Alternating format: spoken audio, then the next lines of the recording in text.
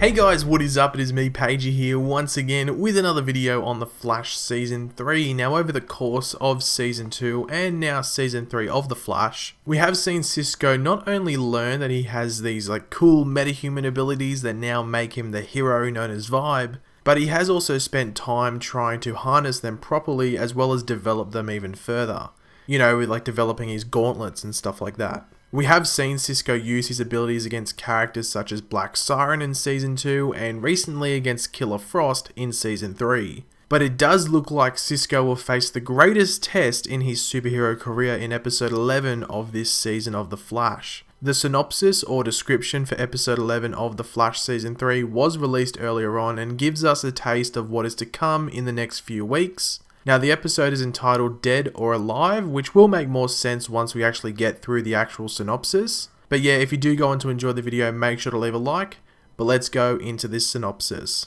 HR's past catches up with him when a bounty hunter with vibe powers named Gypsy arrives in Central City to bring him back to Earth-19 to stand trial for his crime. It turns out that interdimensional travel is sort of illegal on their Earth. HR surrenders, but when Barry and Cisco find out that HR's only hope would be to challenge Gypsy to a fight to the death, they intercede and Cisco offers to fight Gypsy instead. So that was a pretty hefty synopsis. There was a lot going on there and definitely lays out the next few episodes pretty well, which we will obviously go over. As I said, the title of the episode is Dead or Alive, which now makes a lot of sense, seeing that there's a bounty hunter who is hunting down the wanted HR Wells.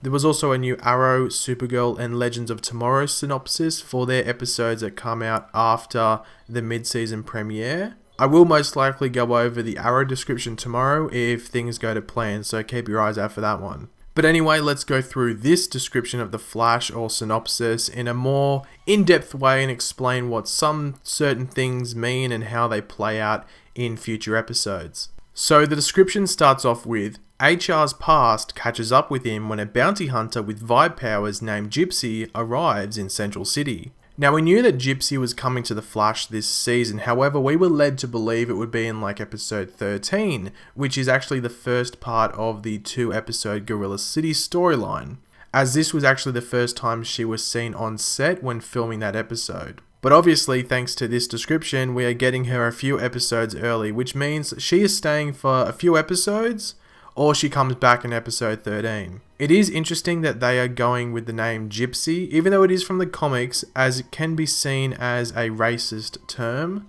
Then again, it's not being used in that way, so I don't see anything wrong with them using it, because it is actually her name from the comics, and it's not like it's a new character and they've gone, you know what, let's call her Gypsy. They do say Gypsy has vibe powers, so it looks like they have changed her abilities up around from the comics.